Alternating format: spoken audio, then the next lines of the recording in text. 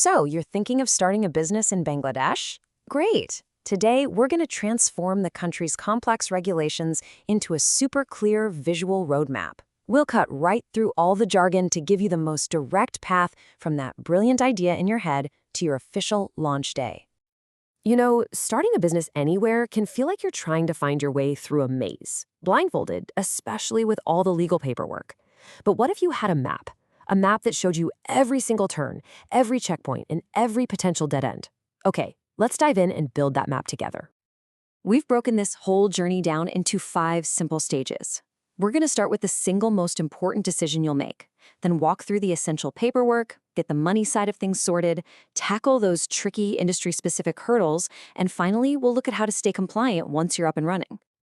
Right, let's get into it. Your very first decision. It's the foundation of everything. It's not about your product. It's not about your marketing. It's about the legal container for your entire business. And trust me, this choice directly impacts how much personal risk you're taking on and what your company can become in the future. So, what's the big deal here? Well, it boils down to one powerful question. Are you willing to risk your personal car or even your home for your business? With unlimited liability, the law basically sees no difference between you and your business. But with limited liability, that creates a legal firewall, protecting your personal stuff from any business debts. And this table just lays it all out, nice and clear. A sole proprietorship? Super simple to start, just a trade license, but you've got that scary unlimited risk. A private limited company, or PLC on the other hand, gives you that crucial liability protection, but it requires a more formal, mandatory registration process with the RGSC, that's the Registrar of Joint Stock Companies. So, you've made that big choice. Now what? Well, now it's time to make it official. This is the part of the journey where your business stops being just an idea and becomes a real, legally recognized entity. For PLC, the main road goes right through the RJSC. Think of it like a 3-step dance. First, you secure your unique company name. Next, you prepare your company's rulebook, the memorandum and articles of association. And finally, after the RJSC gives everything the thumbs up, you get your certificate of incorporation. This is literally your business's birth certificate. And here's the thing you gotta remember. This stuff doesn't happen overnight.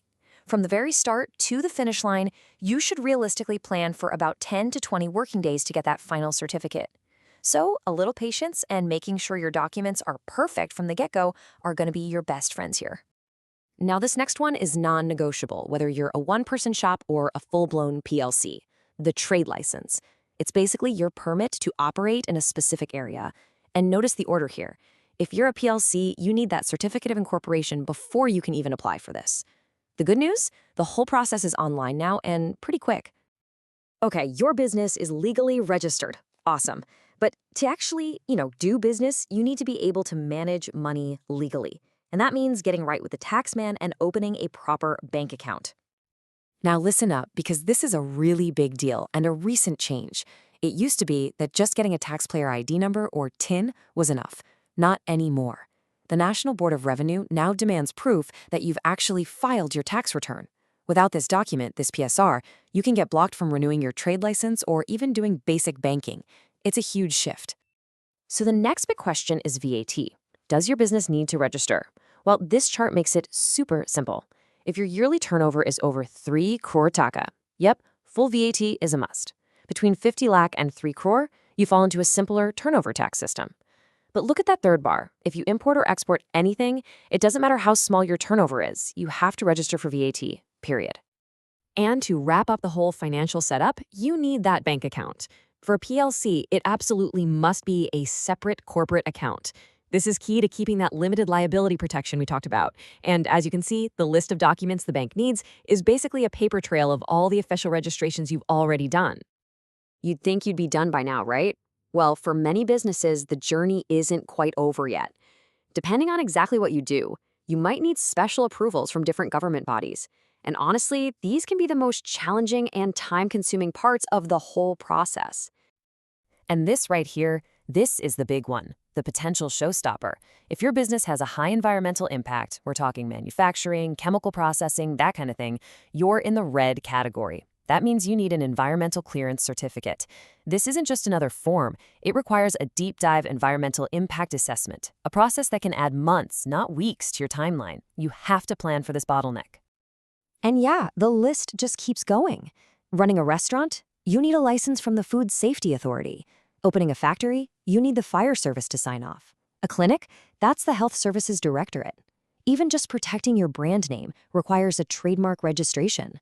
The bottom line here is you've got to do your homework early to avoid any nasty surprises later on. Getting your business launched is the start line, not the finish line.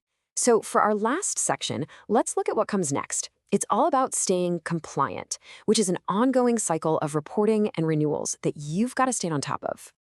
This slide is kind of like a cheat sheet for your corporate tax year. You've got monthly things to do, like submitting withholding tax. You've got quarterly payments for advanced tax. And then there's the big one, the annual corporate income tax return. For a company, your tax day is always the 15th day of the 7th month, right after your financial year ends. You definitely don't want to miss these dates. Phew, that was a lot, I know. We've built the entire roadmap from that very first choice all the way to the ongoing compliance cycle. So what are the absolute most important things to remember from all this? Let's boil it all down to one final strategic checklist. Okay, here it is. 1, always think about liability first. 2, understand the order of things. One certificate unlocks the next step. 3, remember, just having a TIN is not enough anymore. You have to file your return to get that PSR. 4, expect delays from specialized licenses and plan for them. And finally, number 5, treat compliance not as a one-time thing, but as a continuous cycle, all year, every year. So there you have it, a clear step-by-step map for navigating the legal world of starting a business in Bangladesh. This map gives you the how, but the why and the what, the passion, the idea, the execution, that's all you. The legal path is laid out. Your real entrepreneurial journey begins now.